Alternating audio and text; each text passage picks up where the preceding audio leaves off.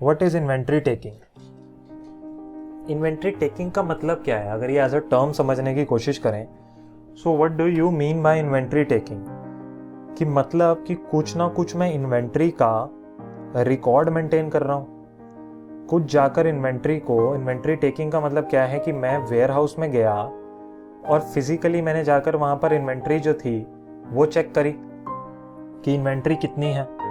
अब होता क्या है, एक बार इसको एक लॉजिकल वे से अगर हम समझने की कोशिश करें, आज हमें क्या लगता है कि यार इन्वेंट्री का जो स्टॉक काउंट, मतलब इन्वेंट्री टेकिंग का मतलब क्या लिख सकते हो यहाँ पर, other word is stock count. जो स्टॉक काउंट्स होते हैं यार बिजनेस में, स्टॉक काउंट यूजुअली हम क्या प्रैक्टिस फॉलो करते हैं सीए फर्म्स में भी और डिफरेंट बिजनेसेस में भी, कि 31 मार्च को मैं क्या करता हूँ, 31 मार्च रात को 12 बजे, जैसे ही 12 बजे ना, उसके बाद मैं 1 अप्रैल को, यूजुअल प्रैक्टिस है, 1 अप्रैल को ऑडिटर जो होता है वो क्लाइंट प्लेस पर पहुंच जाता है। पहले से ये चेकलिस्ट उसके पास तैयार होती है। 31 रात को 12 बजे एक चेकलिस्ट आ जाती है कि सर हमारे पास 31 मार्च रात को 12 बजे ये गुड्स अवेलेबल थे, इतने गुड्स अवेलेबल थे, ये क्वांटिटी में अवेलेबल थे, ये रेट था।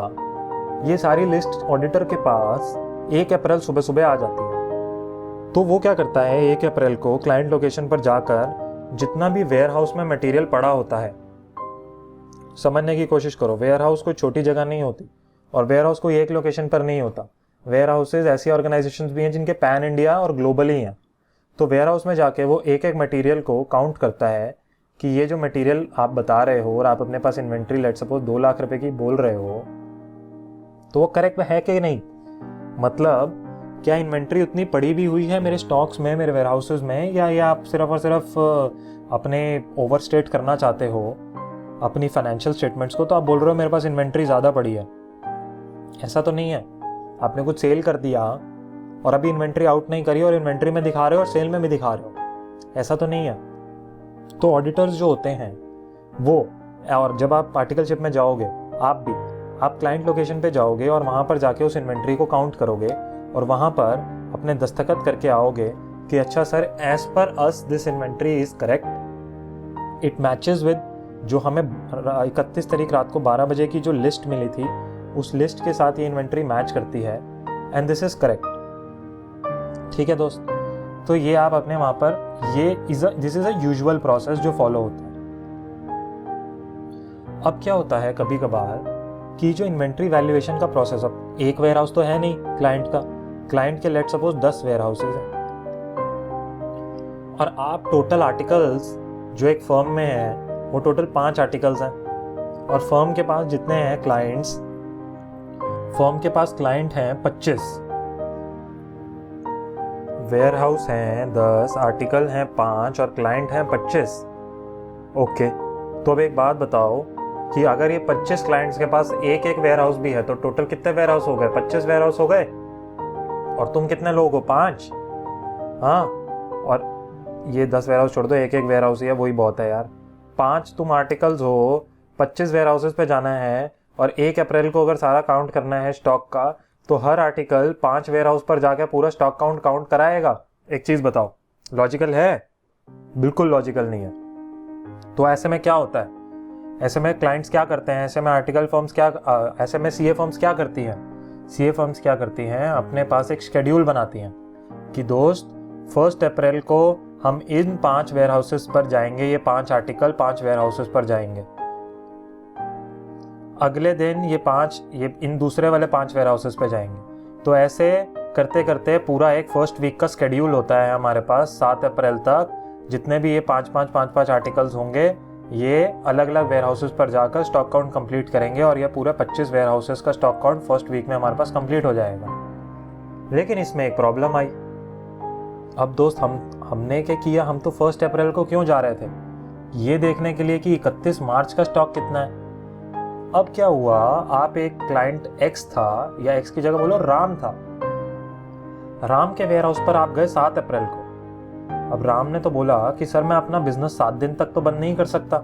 स्टोरी समझना, राम ने क्या बोला कि सर 31 मार्च को मेरी बुक्स क्लोज हुई माना, लेकिन आप मेरे पास स्टॉक काउंट करने 7 अप्रैल को आ रहे हो, तो क्या मैं 7 दिन के लिए अपना बिजनेस बंद कर दूंगा? ऐसा तो बिल्कुल भी नहीं होगा। तो इस सिनेरियो में क्या होता है दोस्त कि ये 7 दिन तक बिजनेस करता है और 7 दिन के बाद ये एग्रीड होता है कि हम 7 अप्रैल को आने वाले हैं। तो यहाँ पर क्लाइंट आपको 2 चीज़ें देता है। ये प्रैक्टिकल नॉलेज दे रहा हूँ मैं आपको, ये थ्योरेटिकल नॉलेज नहीं है, इसको ध्यान से सुनो। क्लाइंट यहाँ पर आपको 2 चीज़ें देता है। क्या देगा? एक इन्वेंट्री लिस्टिंग देगा, जहां पर ये जो लिस्टिंग होगी ये 31 मार्च पर होगी, ठीक है दोस्त। और एक आपको जो होगा वो एक लिस्ट देगा। लिस्ट ऑफ किस चीज की होगी? सोचो, list of transaction of sale, purchase, sale return, purchase return etcetera from 1 April to 7 April. Done है दोस्त। तो 1 अप्रैल से 7 अप्रैल तक आपको एक लिस्ट दे देगा कि ये ट्रांजैक्शंस हुई थी। अब आप उसके अंदर क्या करोगे? अब आपके पास जो आपके सिस्टम में आपको दिख रहा होगा, सिस्टम में आपको क्या दिख रहा है? इन्वेंट्री ऑन 7 अप्रैल सुबह मॉर्निंग की ओपनिंग इन्वेंट्री दिख रही है, मतलब कि ये क्लोजिंग इन्वेंट्री होगी आपके पास 6 की। इसके अंदर आप क्या करोगे? यहां पर ये इन्वेंट्री टेकिंग वाली प्रोसेस में जो जो सेल हुई होंगी उनको ऐड बैक कर दोगे, क्योंकि इन्वेंट्री मूव कर गई वो वाली, तो सेल्स जितनी भी हुई थी उनको ऐड बैक कर दोगे। परचेजेस का क्या करोगे? परचेजेस जिससे मेरी इन्वेंट्री बड़ी हो गई उसको इफेक्ट नलीफाई करने के लिए परचेजेस को माइनस कर दोगे, अगर मेरे को 31 मार्च पे जाना है। बहुत लॉजिकल है। सेल रिटर्न अगर हुई, सेल रिटर्न से क्या होगा? मेरी इन्वेंट्री बढ़ी ना, वापस आया मटेरियल, तो उसका ट्रीटमेंट भी परचेजेस की तरह होगा, तो माइनस कर दोगे सेल रिटर्न। और अगर कोई परचेज रिटर्न कर दिया तो मतलब क्या हुआ? इन्वेंट्री आउट हुई, तो उसको भी दोबारा से परचेज रिटर्न को भी दोबारा ऐड कर दोगे। तो ये ट्रांजैक्शन करते हुए आप अपने पास क्या निकाल लोगे? इन्वेंट्री एज एट 31 मार्च। इस इन्वेंट्री को जाकर अगर आपने लेट सपोज 7 अप्रैल को जो काउंट किया वेयर हाउस में, उसमें ये ट्रांजैक्शंस आपने 4 एडजस्ट कर दी और वो आपके पास 31 मार्च का काउंट आपको दे देगा। अब 31 मार्च के काउंट को जाके आप क्या करोगे? सिस्टम में चेक कर लोगे, ठीक है ना दोस्त। सिस्टम में चेक कर लिया, आपका काम खत्म। अगर ये मैच कर गए, वाह भाई वाह, बहुत बढ़िया काम किया आपने, पूरी इन्वेंट्री मैच हो गई। और आइडली ये मैच हो भी जाती है, इसमें कोई फर्क नहीं होता। जो 7 अप्रैल की जो भी ट्रांजेक्शन्स आप करोगे ये आपकी रिकंसिलिएशन ट्रांजेक्शन्स है एक तरीके से।